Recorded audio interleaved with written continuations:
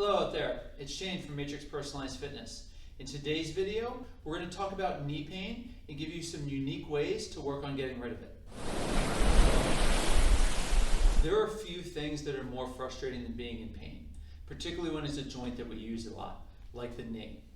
Now, I've done a bunch of different blogs and videos talking about pain, and there will be links to those down below in the description, and sometimes you'll see some pop up above as well.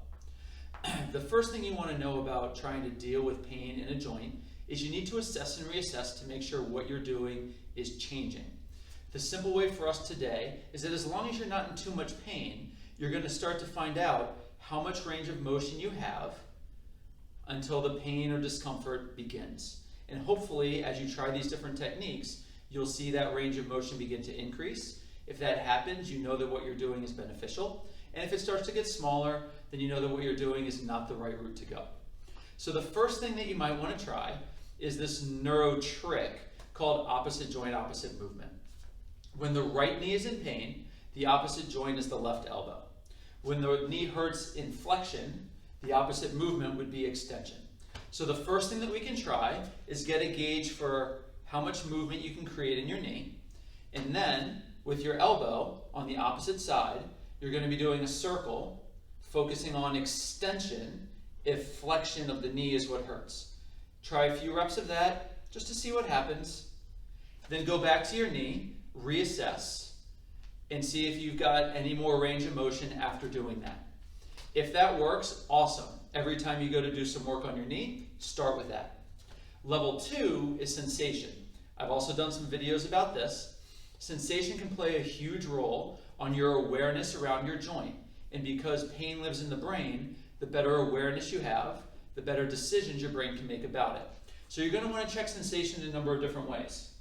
The first most basic one is just light touch. Using another object, because your hand, you'll get sensation from your fingertips, which isn't as helpful. We want to isolate it just to the knee. So you take an object, bring some sensation in and around the knee joint, and as always, reassess. If that helped, great. If not, try some other sensations. You can use a tool that vibrates, something else to check out. You might also try heat, cold, or something that's a little bit sharp. Each one of these different pathways gives different stimulus to the brain and could give you different results. So if you really want to get the most out of this, don't skip any of them. Give each and every one a shot. Again, assessing and reassessing which ones are best. Once you've gone through that, hey, maybe your pain's gone.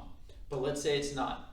The next thing we want to work on is making sure that we're having good movement at the knee. So the first way we'd want to do this is unloading the knee so that it's not having any of our weight on it and seeing what type of motion we can create. A simple drill for this is called a hanging knee circle. So standing as tall as you can, you'd pull the affected knee up, and then we have two movements going on. We have flexion and extension at the knee, so kicking forward and backward. And then we also have rotation at the hip, where we're bringing the foot side to side. This is happening in your hip joint. When we put these together, we can start to create a circle. And as you begin to do this, you might notice that there's pain when you get into certain positions. That's good to know. Don't move into the pain, but realize that's a way to assess. You might also notice that you don't have the best control over certain spots. It might get a little shaky, or it might be very pointed, or in other pieces you might accelerate through it when you're trying to go slow. Those are signs that there's some lack of control from the brain there, and it's an area you might want to work on. So after you can create some good movement at your knee joint, go back, reassess whatever's giving you pain, and see if you can get a little bit more range of motion. If so, that was good. If not, move on to something else. The next level up from there is to load the knee. So once it's feeling a little bit better, you can create that same knee circle, now with your body weight engaged. The way we would do this is we come into what we call a front 45 lunge, straighten the leg. You do want to be able to lock your knees out. It's not something we do all the time, but we want to have that skill. From a locked position, let your thigh roll in, start to bend the knee, and then you're going to circle the thigh out as you straighten the knee back. This is called our rounded knee circle. And as you get better and better with your knee, you'll start to be able to sink lower and lower in. And you might get some good benefits by creating good motion with load. If not, there's more things you can try. Another problem you might be having knee pain is because the muscles around the knee are a little bit weak. So to play with this, we need to know what muscles affect the knee. And today I'm going to talk about three: the quads, the hamstrings, and the calves. So very simply, you can play with first the quad, working on squeezing the knee, making sure that the muscles are getting really tight, then relaxing, again squeezing. And as you touch your own leg, you might notice there's spots that are a little soft. Those are the areas that could be the problem. So try to get them a little bit tighter, and then release, stretching. And after a couple rounds, go back, reassess if your knee feels better. If so, you found another exercise you can do. If the quads aren't the issue, maybe it's the hamstring. Bringing your heel to your butt and trying to pull your thigh back, you'll really feel the back of your thigh tighten up. That's your hamstring. Be careful on that one. It's a muscle that tends to cramp. Give it a couple of good squeezes. Again, touch and notice if there's areas that are soft. See if you can get them a little tighter. Stretch afterwards. And reassess your knee. The last one is the calf.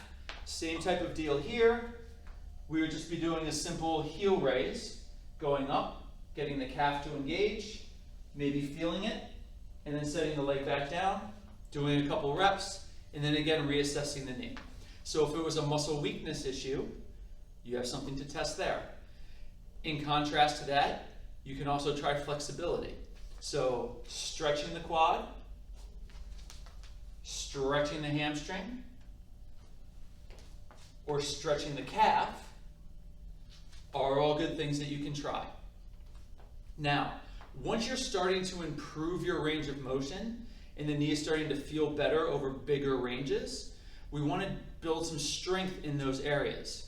So with that, what I'd recommend is getting some object that you can start to press into. You could use your own body, or you could use a table or a chair.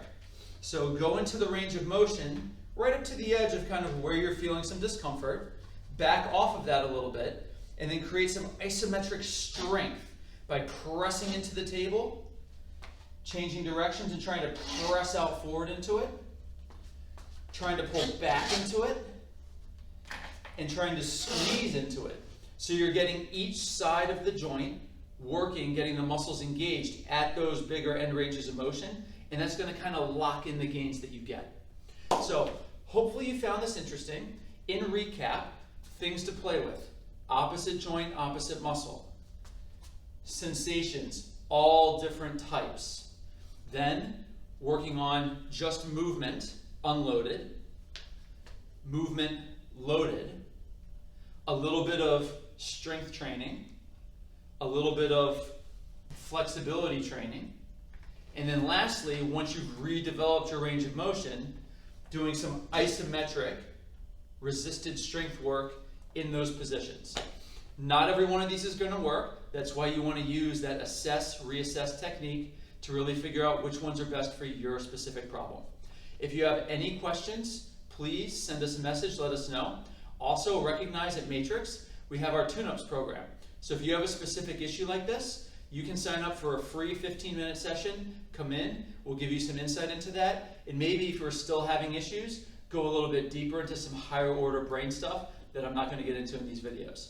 Thanks so much for watching, and again, please reach out with any questions.